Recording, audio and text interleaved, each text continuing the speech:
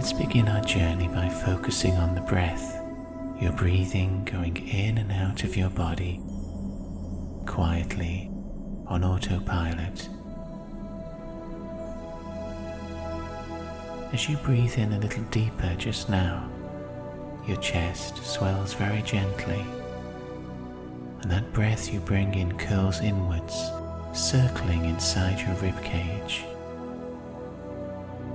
Let yourself breathe in and out at your own rhythm. With the next breath you bring in, make it a little bit deeper. Feel it gliding down your throat into your lungs, making your shoulders rise and fall. On each in-breath, your breath turns inside you like the curl of a wave. You can imagine it warm, splashing against any hard muscles that it finds in your body, making them soft. Breathe in and out. Perhaps your shoulders are a little bit tight.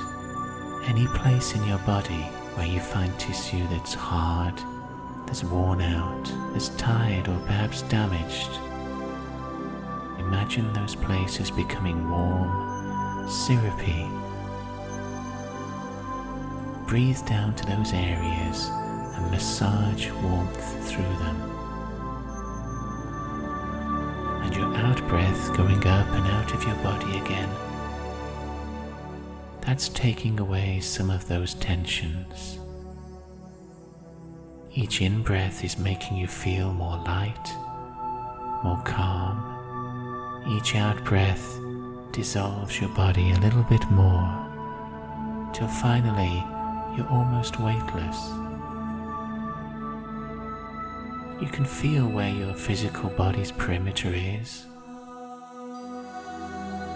but you seem like a light balloon resting on the furniture or the floor, rocking very gently as each breath current drifts inwards and outwards of your body.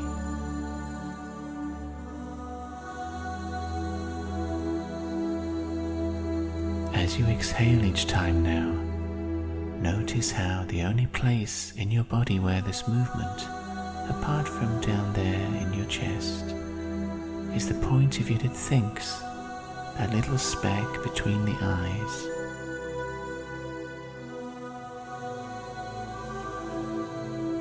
And this thinking you is tiny but immensely powerful, capable of interfacing with any point of the universe, but taking up hardly any measurable space at all. This thinking you, this speck, this singularity that all your thoughts push through one after the other, that point is so light, it's easily lifted up. It's taken up on your out-breath.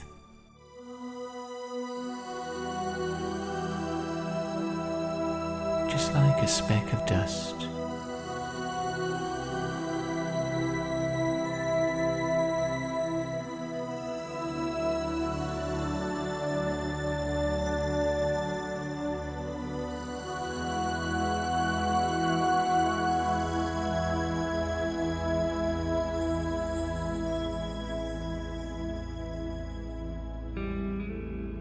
While you're feeling so relaxed, your breath moving in and out of your body, you're bobbing up and down with the motion of the waves on a boat.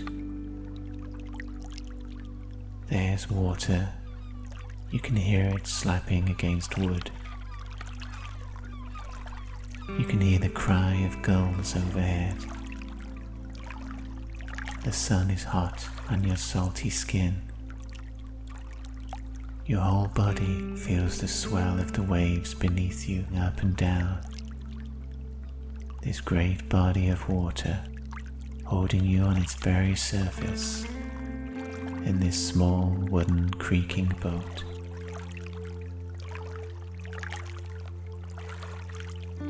Your boat is slowly approaching the mouth of an estuary. Out on one side, there's a finger of land, and sitting at its end is a white tower. This tower dwarfs the rocks at its base. See the waves crashing against those rocks. The scale of the building, glowing there in the sun rays.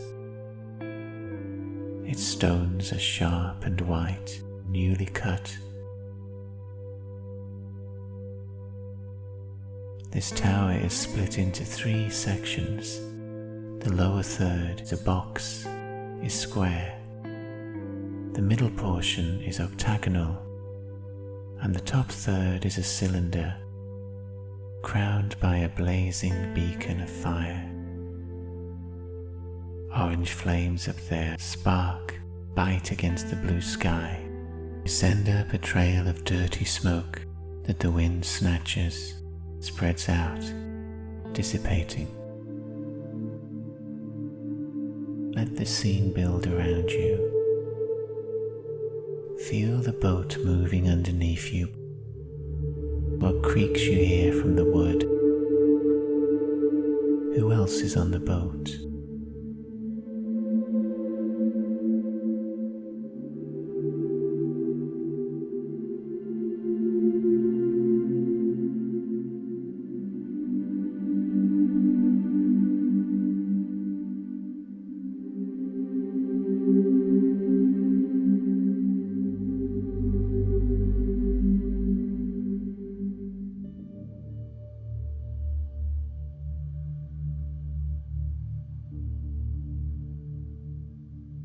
Now you find that you are on land, bare feet moving over mud, baked to the hardness of concrete. Your feet are taking you through a bustling crowd, past many people, colors, fabrics, the smells of spices and food. In the sounds of the market you hear voices chattering, laughing. Animals call, birds in cages, the clink of coins, many languages that are not known to you. This market fizzes with life around you. It's a maze that your feet know their way through on autopilot, expertly weaving you through the bodies. You pass the stalls, faces that lock eyes with you, look at you for a moment, and then are gone.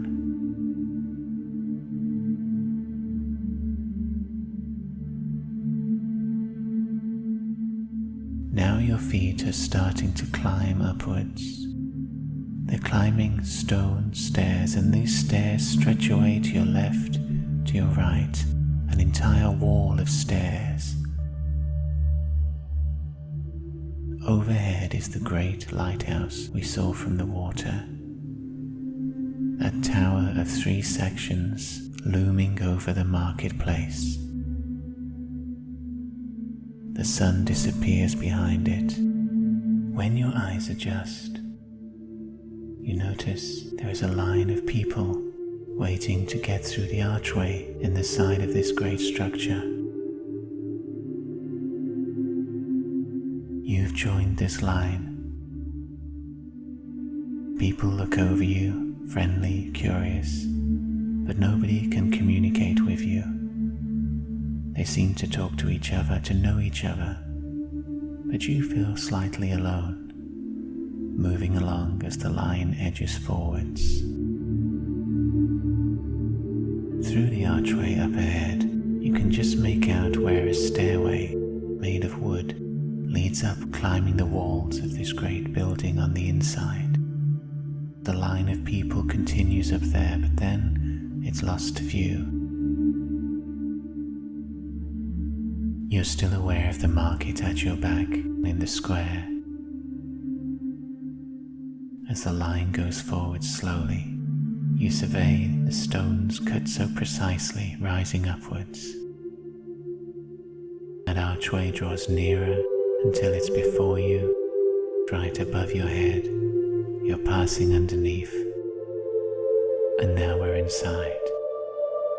Immediately you're aware of the change in space, the way things sound differently in here. Now many voices are echoing off the walls, conversations coming down to you from above. The air is smoky and the light here is more subdued, darker. You're still in this line of people who chatter away. That wooden staircase begins at ground level and moves up, hugging the wall on the inside. Where it meets a corner of the wall, the angle abruptly changes, diagonally slicing upwards into the air, following the corners round until finally it reaches that distant ceiling where faint, smoky wooden planks have birds wheeling underneath them. And the whole scene is lit up by shafts of sunlight through the windows high up in the walls.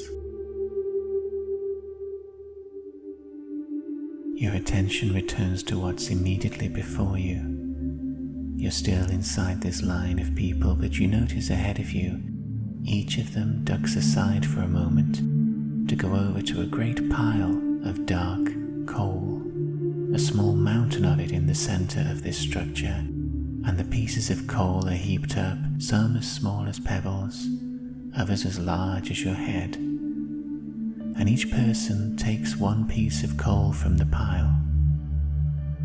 The piece they take doesn't always match their own body size. Sometimes a small person takes a huge boulder of it, and sometimes a strong-looking tall person takes the merest little pebble. And then it's your turn. You're to step out. You find yourself approaching this pile of coal, voices echoing round you, warm, smoky air. Out of all those dark, rough chunks down there, small to large, which one are you drawn to pick up with your hands? If this is a fuel here for the coming weeks, how large a piece do you think you need? How much are you prepared to carry? Now when you choose your piece and begin to pick it up, you're surprised. It's very light in your fingers, no matter what its size is. It's easy to carry. You're returning back to your place in the line, and now, as it moves, you start to ascend. The line of people begins moving up the staircase. On one side of you, you have a railing to protect you for when we get high. On the other, the wall itself. These stones, expertly cut, marked in many places by dark streaks, where people's coal has brushed against it. Under your bare feet you can feel how each step of this staircase has been smoothed by many feet before yours. The edges of those steps are smoothed into curves. You move your weight onto one foot, then onto the next, easily moving your body upwards, keeping up with the gentle pace of this line. Now all the people in this line, in this building, seem to know each other. Across this central chasm, from staircase to staircase, happy calls echo through the air. It's incredible how many people there are following this square spiral. Up near the top, they're tiny figures, each holding a black lump of coal. They are like a column of ants. From the figures now below you, stepping out to choose their coal, to those all the way up near that distant ceiling overhead, all of these people in the building here are ones that you have interacted with. That's why they seem faintly familiar. You've met these people in your dreams at night over an entire lifetime. While you've been sleeping, you've interacted with all these figures. That's why there are so many. That's why every one of them, even though they don't speak your language, they seem to recognize you. Each has met you in the world of dreams and may know you quite intimately from there. But we, of course, forget our dreams very easily. Though you may have a spark of familiarity when you look at these people now, the context and the adventure you had with them has been lost. But while you continue climbing these stairs for a few moments here, think about the dreams you can remember, figures who loomed quite large in a dream you've had. Do you think they're here now, through this large boxy building? Can you pinpoint where they are? If you try and tune in, are any of them trying to communicate with you?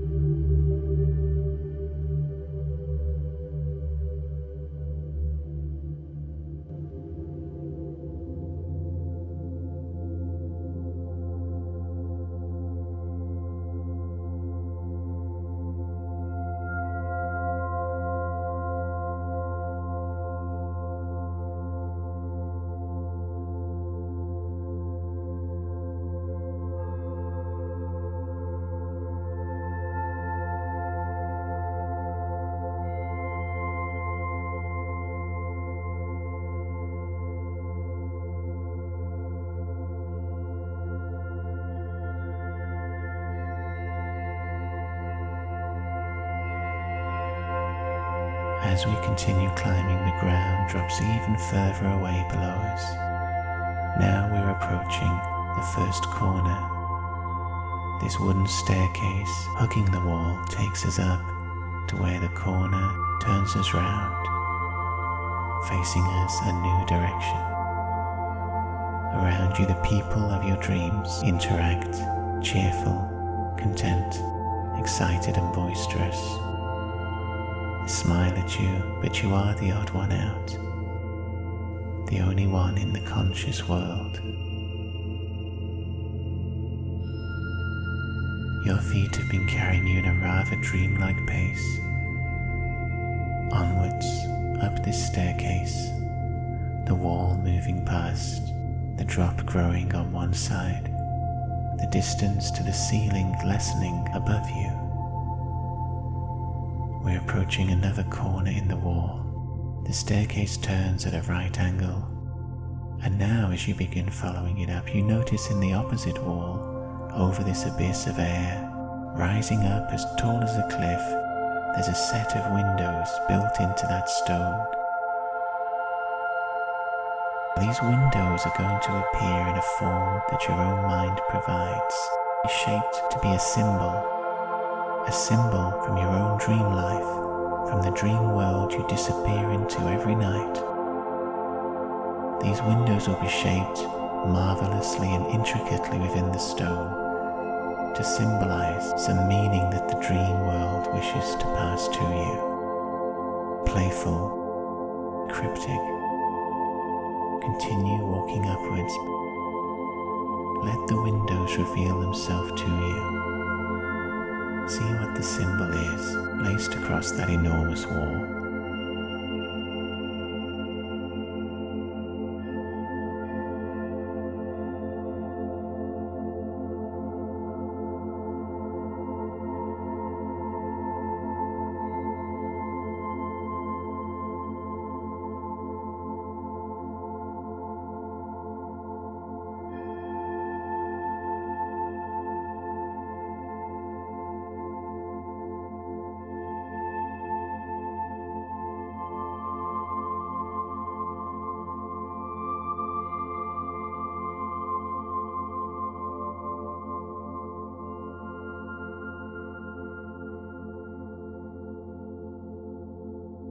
Those windows across on the opposite wall have no glass in them. The birds fly in and out, and the bright sky beyond them is almost too much to look at. Your eyes are so used to the darker light in here. We've turned another corner, and now you sense from how the voices echo closer, nearer to your ears, that we're drawing near the ceiling of this tall chamber. Beyond the railings of this staircase, the ground is no more than a suggestion below you. You're more aware of the birds up here. You can make out where the nests are in the rafters. These long oaken planks, darkened by many fires. The cobwebs up here are dusty. Everything is echoing, wooden. There's a square trapdoor open amongst the planks. The stairs lead up to that, and as you step onto them, arms reach down and help you up into warm pink light. You blink, rising, standing straight inside the second portion of the Pharos. The 8 walls are made of rose quartz, smoothed by many hands over the years. Even more striking is the fact that you're alone. Everybody else has vanished, though you do have a sense that they're nearby. There seem to be echoes at the edge of your hearing, in a dimension close but not quite interfacing with yours. You still have your piece of coal in the light here, so pink and warm, so startlingly bright. Your hands seem streaked with coal. Your fingers are blackened, dusty. Your feet have continued to move, rising upwards on a spiral staircase that climbs around a central pole where all the steps come together. But this staircase has steps made of dry driftwood, wood from the beach, bleached by the salt, great pieces of wood smoothed out from being walked on for so many years. You begin to spiral up this stairway, feeling the dry wood under your feet, noticing how the walls of quartz grow more translucent, let in more light as you rise upwards. In places they seem so clear, you could almost see through them to the outer sky. But in many others they're more cloudy, and in their opacity there seem to be darker shapes too. As we continue up this stairway, you're going to find that inside these quartz blocks there are darker shapes that are objects encased in the rock. Objects from dreams, your dreams. So in one block there might be encased an arrow, in another a globe of the world, or a boot, or a headdress. Object after object is starting to go by, embedded in these stones, picked out by the light filtering through them. A necklace, a dagger, spectacles, coins, a wax seal, a purse. As you continue to climb, let your mind reveal what all these blocks hold. All of these are items from your own dreams. Do any of them give clues to what the dream was about?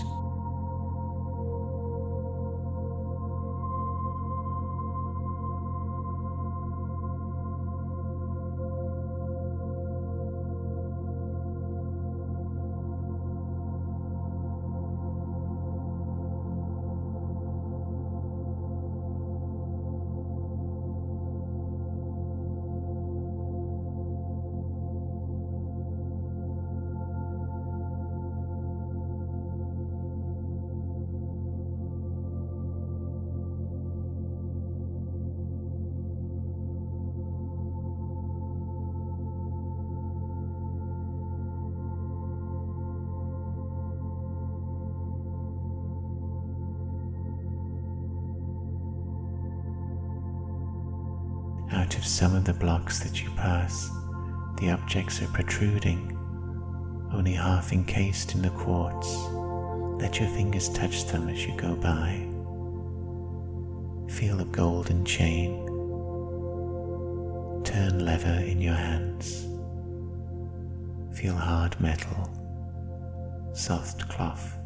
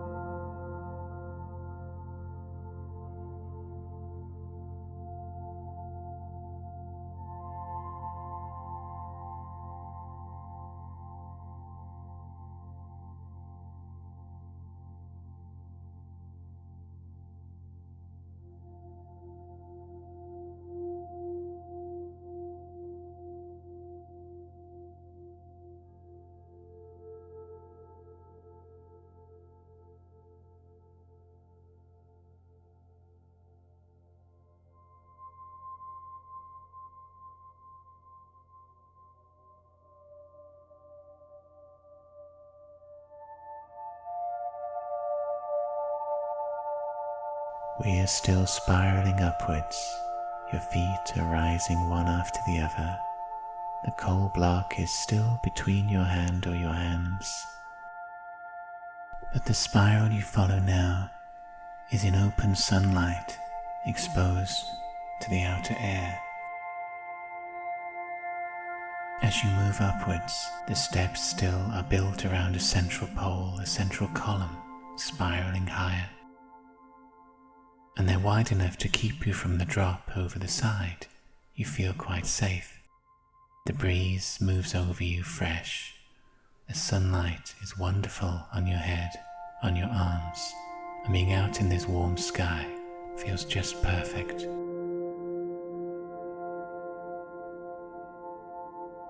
The landscape is far below you, blue ocean pushing out to the horizon. Small boats' sails picked out down there in the expanse. The wind smells of salt as it pushes past you, and you keep one hand on that center column of the stairway, rising step after step, although you can still feel it hard and smooth under your palm. It seems to be made of light energy. It shifts between many shades, switching hues, fizzing almost with energy. As you let your hand trail over this curious pulsing light column, you feel yourself becoming more excited. Your breathing has become a little bit more shallow, and it's the energy itself that you're picking up through your palm, out of that column. As you continue climbing upwards, your feet report the same. The steps below you now seem to be of the same pulsing, fizzing energy. Rapidly changing colors, always bright, not allowing any shadow near them. Pulsing through these surfaces that you're attached to are fragments of dream energy itself. Flashes of people, places, emotions, scenarios, ideas. Perhaps you can sense them just for a moment through your hand or from your feet, and then they're gone and replaced with something new.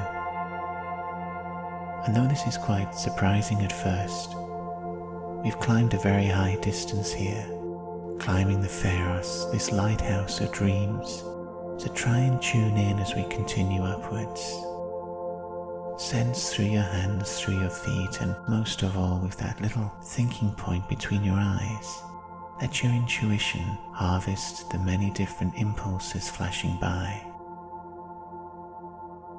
Many are from dreams you have had, but some also will be dreams from the future, not yet received. But all of them are keyed into your own life energy. Their material is your own life experience, your hopes and fears. So as we climb for a few moments now, and be at one with your dream self.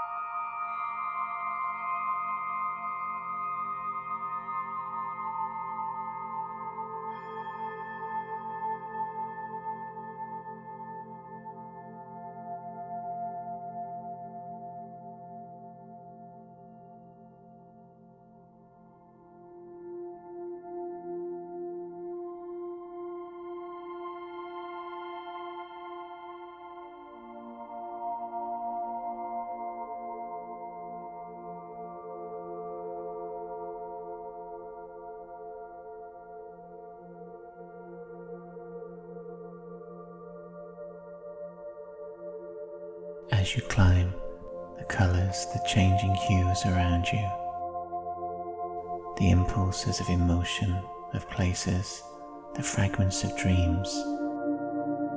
They draw closer. Now you can't see your own body. You can feel it climbing. Feel the stairs below you and the column on one side. But all is now this shifting sense of colours circling round you. It's like you're walking through the northern lights. The energy surrounds you and bathes you. You walk on upwards through it. The only constant is that block of coal. Its dark form is there leading you through it all. You can't even see the hands now that hold it. But it leads you forwards until finally the colours shift, drift away, and you find that you are not climbing anymore. Now you may remember when we saw this white tower out from its sea. At its very top was a flash of fire. And you're no longer walking. You've now arrived at this top chamber of the Pharos. Up here, 7 columns support a small curved marble roof. Columns leaving this chamber totally open to the breeze pushing through. There is a waist-high wall running all the way around, keeping you safe from that dizzying height. And at the center of the chamber, fed by the oxygen, is a brazier crammed full of fuel. A spluttering heat, blazing red, flames ballooning out, swiping upwards to go out through the columns into the blue sky, to smear that sky as sooty smoke. The heat is so much you keep right back against the wall, its reassuring hardness behind you. The fire is almost too bright to look upon. It's so loud, popping and spitting. The skin that's turned towards it feels like it's melting slightly. Beyond this furnace, out beyond the columns, there's the blue ocean, the distant ships, the other islands. But here, everything is heat. This fire holds you in place. While we stand here facing this furnace, look over the wall behind you if you wish to reassure yourself that the tower is still standing strong, that there is a sweeping wall of stone holding us aloft right down to the bedrock below. Before you, this fire is burning. What if this furnace that you're so close to was the raw life essence of yourself, never seen in its naked form like this, spluttering, surging, a furious devouring of all the oxygen coming near, spitting out ideas as flames, emotions as great gusts of orange, burning out the dreams that it can't contain up into smoke to dissipate out into the wider sky.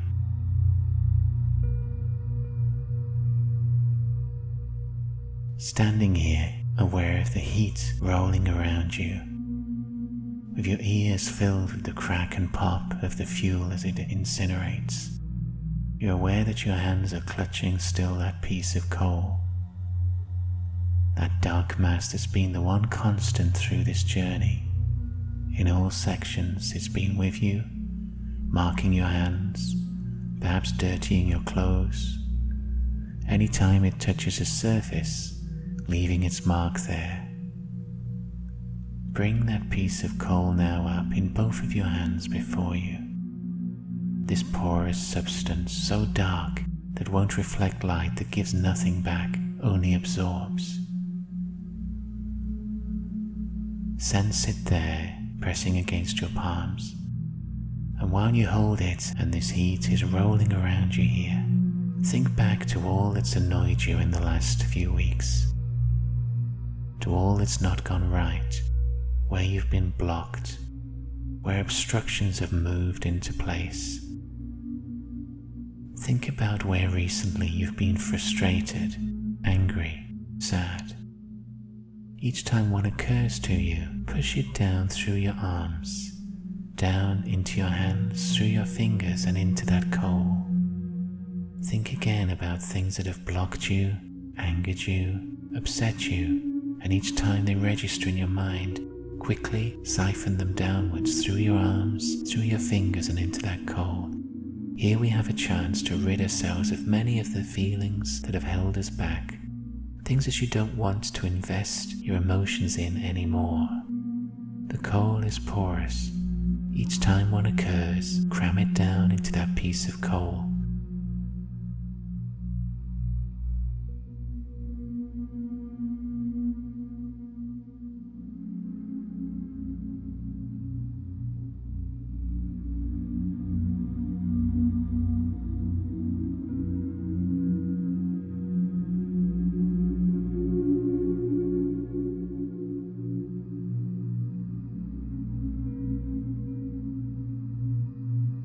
When you feel the coal is ready, has all the stuff in it that you want to be rid of, bring both hands up above your head, and just like we're throwing a basketball into a net, feel your muscles and your bones coordinating, arcing your whole body to bring that coal back, and then toss it, hurl it high up to where the flames burst out at the top of this furnace.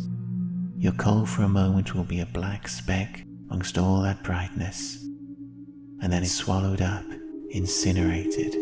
All that you put inside it is instantly transformed into flame, light, heat, to become ash carried away by the breeze, drifting away from you in the cool breeze, becoming more and more fragmented until it spreads so thinly it can't be connected to you anymore.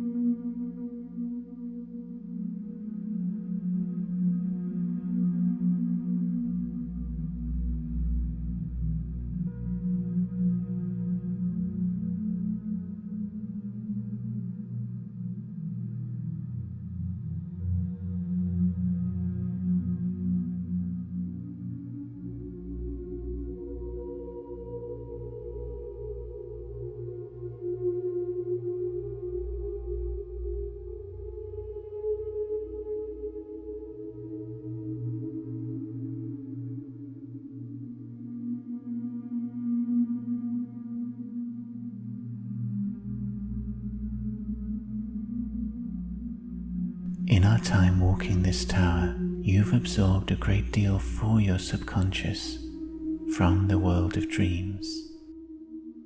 The many varied and sometimes fierce energies that it uses as its currency that we never fully understand. But here, at the top of this tower, let's take in some energy for your conscious mind.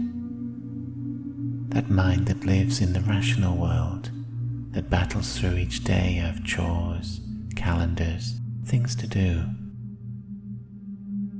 Let's breathe in up here some of this fierce, strong, vibrant energy into every cell of our bodies, right down to the toes, to the fingers, to the top of your head.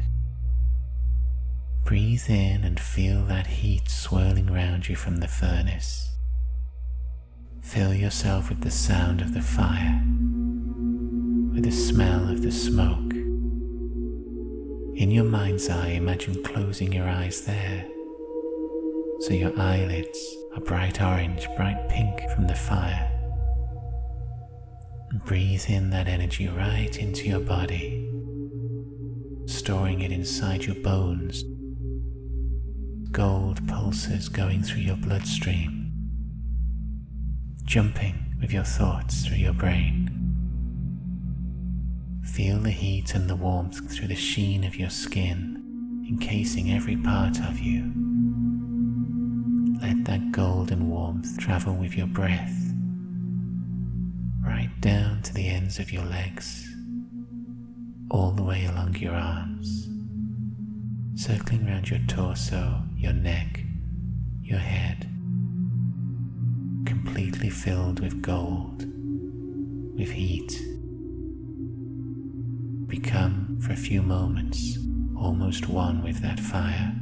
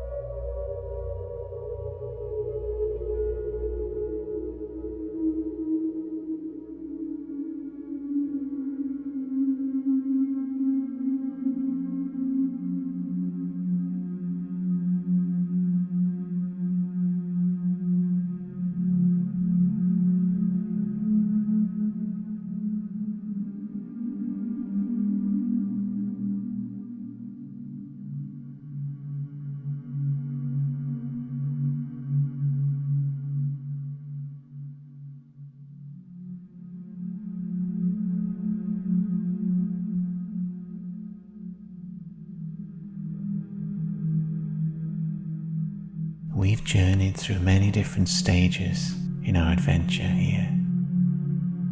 On the water out to sea, gentle motion of that boat, noticing this distant tower on its finger of land.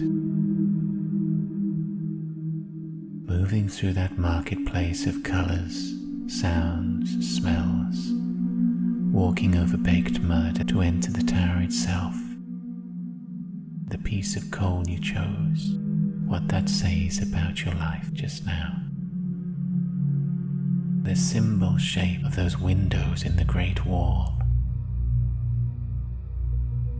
You are spiral upwards through that area of quartz rock, the objects that were embedded inside.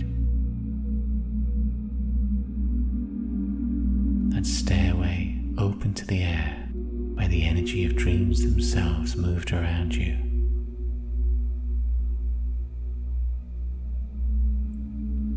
Now all of these will stay inside you. The energies we've breathed in will move with you through the next few days. This is a place we can come to again and again, only a few thoughts away. But we now need to bring our journey on this tower to a gentle close. Notice the heat from the sun that's falling onto your bare shoulders. Notice the breeze behind you as well. We're going to return to our bodies by letting that breeze carry us. You'll begin to feel lighter still, with so little weight that you could be a feather or a leaf or a speck of dust. Each breath you take in is making you feel even lighter, more weightless. And as the breeze moves round your shoulders, it's like it has hands that can gently turn you. You're being turned by the wind, and now it's carrying you outwards of that tower altogether. You're so light you can't fall down, you can only be carried onwards. Now the tall white tower is over to one side, laid out in the landscape between air and sea. You sense the coastline moving away, the tiny ships below you becoming even smaller. The land now is some way back in your mind. The tower is becoming lost to view. And instead we're going to turn our attention to drifting through this great sky to where we've left our bodies safely waiting for us. Find your body, the idea of it, and move towards it. Letting the wind carry you, your own breath moving, circling onwards, gently spiraling you. Go to where you know your body is waiting, sitting or lying down, and we'll begin to breathe ourselves down into it.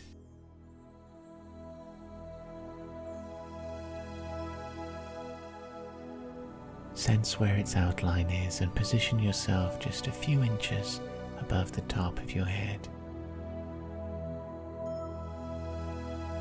So take a breath in, feeling your lungs expand gently, your ribcage grow wider, your shoulders rising a little bit. Breathe in and then out again, naturally, not forcing anything. Breathe in again, and let's take this breath further than the top of your chest. Breathe in and breathe all the way down past your hips, down past your knees, right down to your toes, to your heels, to the soles of your feet. Breathe in again and go right down to the ankles, to the calves, to the bottom of your legs, and leave yourself down there. As we breathe in each time, we're going to leave our essence down there, begin to fill our body back up again. So let's inhale again, and this time go down just to where the knees are. Leave yourself now where your thighs are, all the way up to your hips. We'll breathe in once more, and this breath circles down and it stays where your hips are. Leave it at your waist. Let's fill where your tummy is, where you're sitting or lying down. Breathe in again, and let's now fill the area around that spine, all the way to the lower chest. Breathe in and leave yourself between your ribs. Breathe in and find the shoulder blades, and this time let's go along each arm. Breathe in gently and split that breath into two, circling down your arms past the elbows, past the wrists. Go to your very fingertips and leave yourself there. Then breathe down to your palms, to your forearms.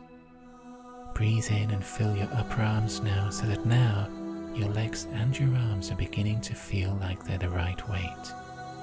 They're the weight they should be. They're beginning to feel attached to your torso in all the right places. But we carry on breathing, and this time let's go upwards. Circle upwards into the head, go through your neck and into your skull. Breathe all the way up to the top of your skull. Bring yourself back between your ears, behind your nose. Breathe in so that behind your mouth is filled as well, and fill the neck as well with your essence. And for our next few breaths, let's just find any places in the body that feel a little bit empty, a bit spacey, where you haven't quite come back. Breathe back to those areas and leave your essence there. Imagine your whole body is filling with a soft, golden but heavy sand. Let it drop down to all the places where there are gaps. The right weight returns to every part of your body. You might want to try wiggling your toes, moving your fingers very gently. And when you do feel you're right back in your body, you're fully aligned, nothing's been left out there drifting, that's when to breathe in, and when you're ready, open up your eyes.